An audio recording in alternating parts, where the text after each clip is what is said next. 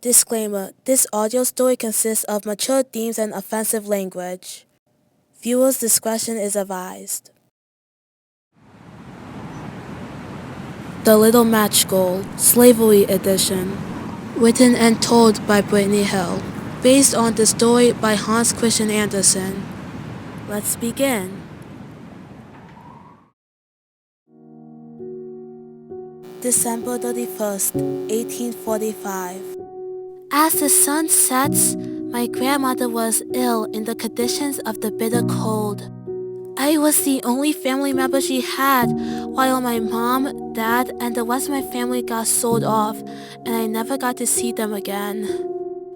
I had to work hard for me and my grandmother, but we were poor. All I managed to find in the cabinets to cook were crumbs of cornbread. When I began heating up the crumbs, Master immediately turned to me.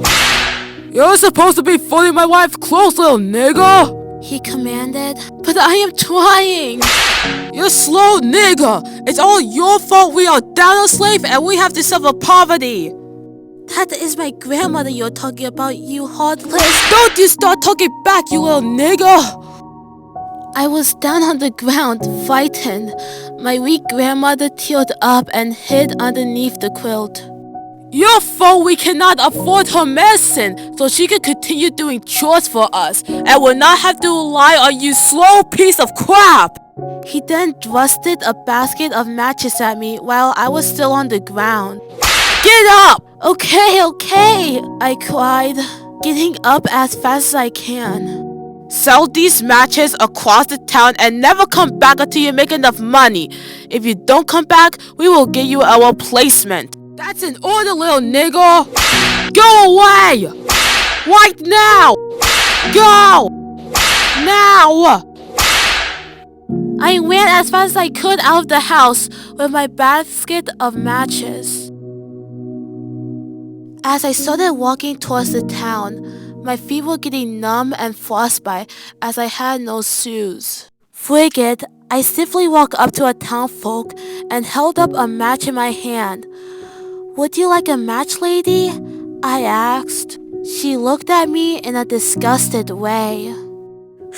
"Sorry, little girl, but I don't take things from niggas." She snickered, then walks away. My heart felt shattered. I just want to give up, but my grandmother needs this medicine, and I hate to continue making her sick.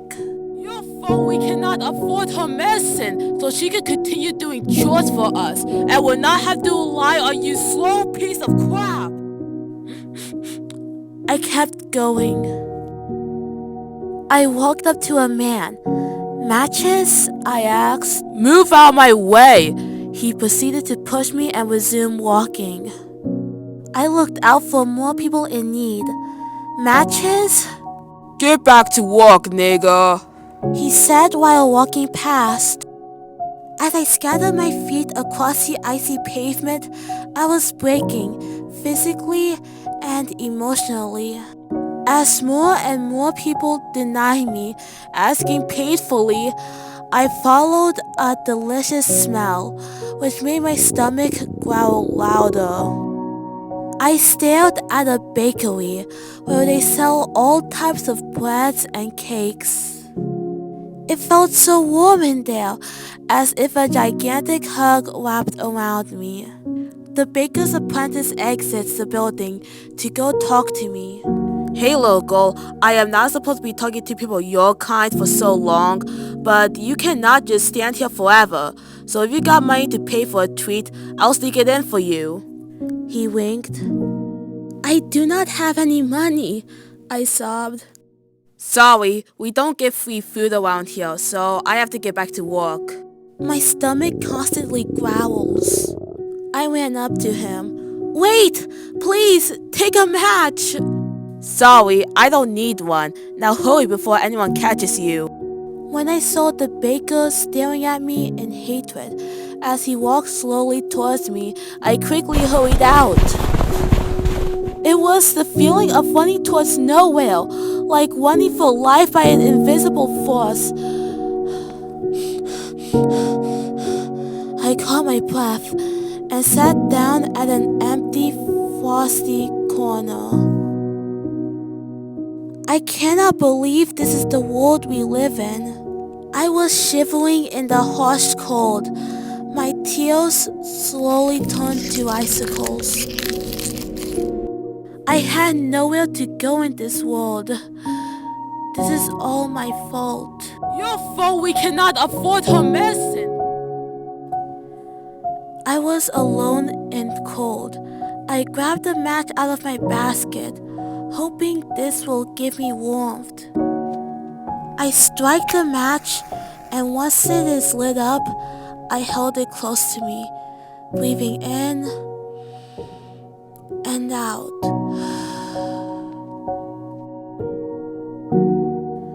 Once I opened my eyes, I saw a great fire stove, decorated with elegance.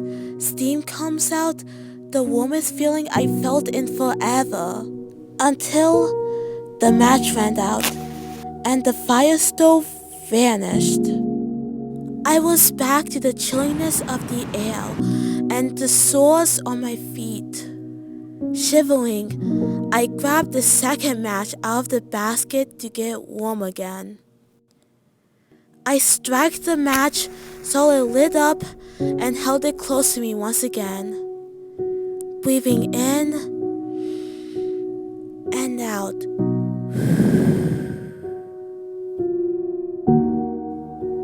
Once I opened my eyes, I saw big happy families gathered together on this New Year's Eve. They were all sitting at the dining table with smiles on their faces.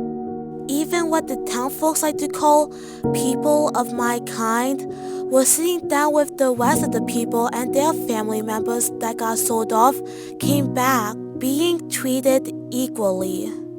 A woman came to the dining table with well-roasted goose to feast upon and fulfill their hungers.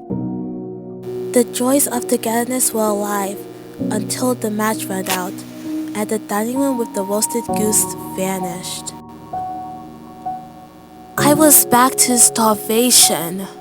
My stomach could not growl any more louder than it did now. Thus, I grabbed the third match out of the basket, struck it, saw it lit up, held it close to me again, breathing in and out. Once I opened my eyes, I saw a beautiful Christmas tree. Children and adults of all backgrounds circled in gratitude and unity for the holidays, all holding hands. Peace and harmony were all around until the match ran out and the families with the Christmas tree vanished. I was back. All I could hear in my path are the winds, truly alone with myself. I looked up at the sky and magically saw a star appear. My grandmother once told me how the stars in the sky represents angels in heaven and the afterlife. As looking at the sky, I decided to grab one more match out of the basket. I struck the match, and once it lit up, I held it close to me, breathing in and out. Once I opened my eyes, I saw a white, empty void. Then in the distance, I saw my grandmother, no longer ill. She had the most beautiful halo and wings, flying right towards me. She lifted up my chin and held onto my hands and whispers, "No matter the hardships, love and kindness always wins." Tears flowed through my eyes.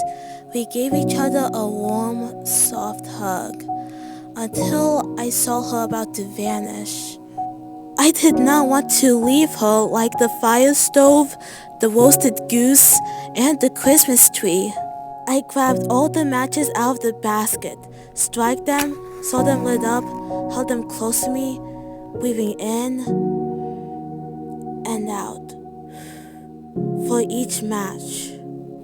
Forward, my grandmother reappeared, this time out of the void and into the real world, still floating and glowing. She smiles and wrapped her arms around me. Jesus and the angels will heal you, trust me. In the future, yes, racism still goes around, but one by one, time over time, they are going to make it a better place for all of us. I cried some more and held her tight. Together we glow and flew towards the midnight stars, moon, and clouds. As a new star appeared up in the sky, my soul and spirit is now in a better place. Frozen to death, but still looking down today, my grandmother was right. This world has been a much greater place for everyone.